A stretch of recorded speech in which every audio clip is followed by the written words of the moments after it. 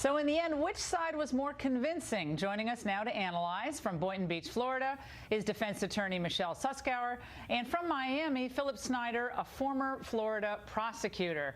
All right, Philip, let's start with you from the more prosecutorial standpoint.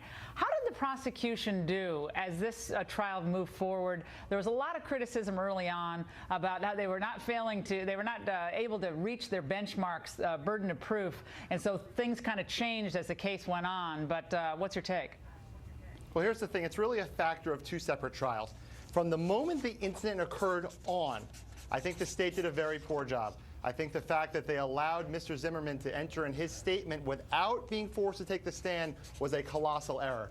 That being said, everything pre-altercation, I think they did a very good job.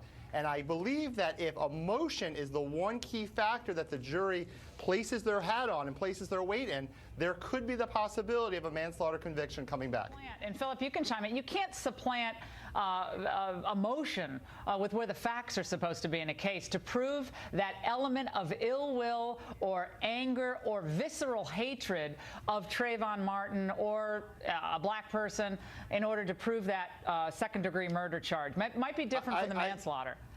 I would absolutely agree with you. I think they painted themselves in a corner from the beginning by locking themselves into the version that they thought was going to come out. And quite frankly, that version did not come out. That being said, at the end of the day, you still have a 17-year-old child. You still have an individual who's dead through no fault of his own. And I think that if the state could show enough emotion, if the jury puts a lot of weight with that, they may do what they call a split the baby and say, well, we don't want to come back with a murder 2 conviction because they didn't reach that, but we don't want to come back with nothing. This poor kid is dead. They don't realize the ramifications that a manslaughter conviction could be 10 to 30 years. So there is a possibility that if emotion is the primary factor, that they do come back with a manslaughter conviction.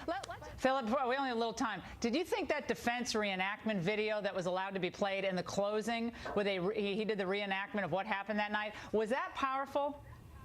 It was tremendously powerful because the state was kind of wavering as to their theory of how this incident occurred, and the defense said, no, this is how the incident occurred. And what's odd is that's usually the state's position to do that. In this case, Mark O'Mara did that. It was very powerful. I think it was actually better to use that in the closing than it would have been to use it in the actual case. That's my take. Counselors, thank you very much.